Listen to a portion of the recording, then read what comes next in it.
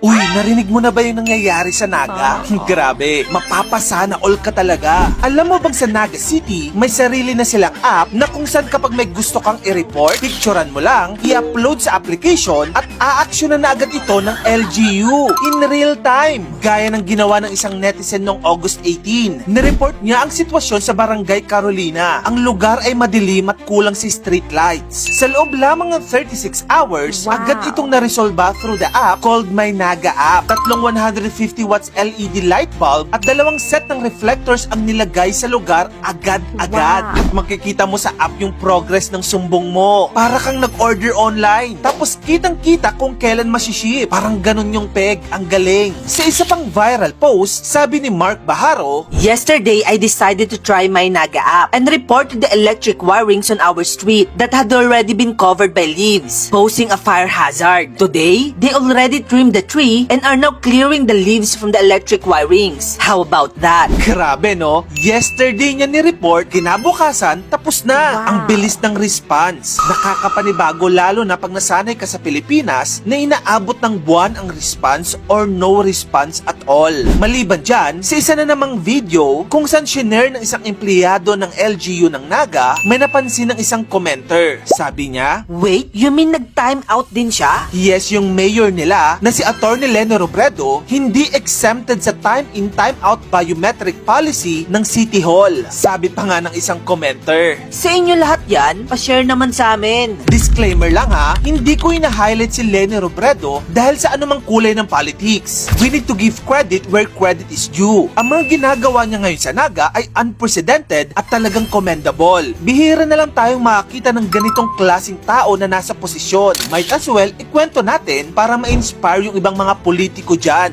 Lalo na ngayon, alam naman natin yung nangyayari sa flood control scandal. Sobrang lala ng korupsyon. Ibahin mo si Mayor Leni Robredo. Mapa-time out, time in man yan, talagang she leads by example. Karamihan kasi sa ating mga politiko ngayon, magaling maglatag ng gustong mangyari. Pero sila mismo hindi sumusunod. Ang mayor ng Naga, iba. Sa kanyang unang buwan sa posisyon, alam mo ba ang ginawa niya? Naglabas agad siya ng 24 executive orders. Nagpapakita ng shift towards transparency, efficiency, at inclusive governance. Pero alam mo ba ang pinakaunang executive order na inihain niya? Zero tolerance policy through EO number 001. Ibig sabihin niyan, no more kickbacks, no fake overtime, no personal use of government resources. Ibig sabihin, malinis at matino ang serbisyo dapat. In fact, sa inauguration niya, nag-swear siya, no corruption under my term. Bakit nakakamangha ito para sa mga taga-Naga? Alam mo ba kasi, natong si Mayor Leni Robredo, ang first ever female mayor ng Naga City. Yes, yung biyudang may bahay na ito, siyang unang babaeng mayor ng syudad.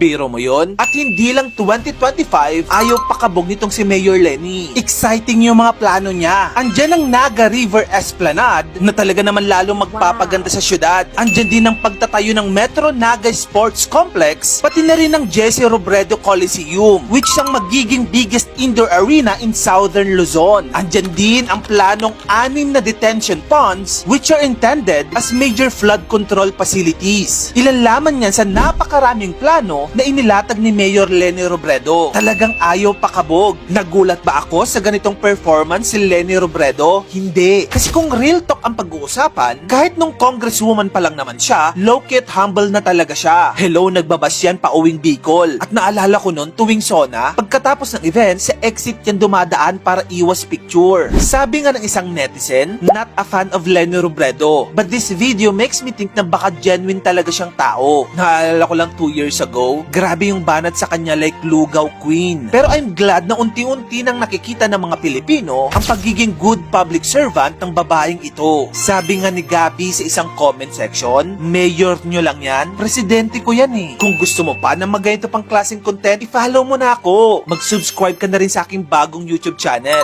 Yun lang, maraming salamat sa panonood mga kamagkano.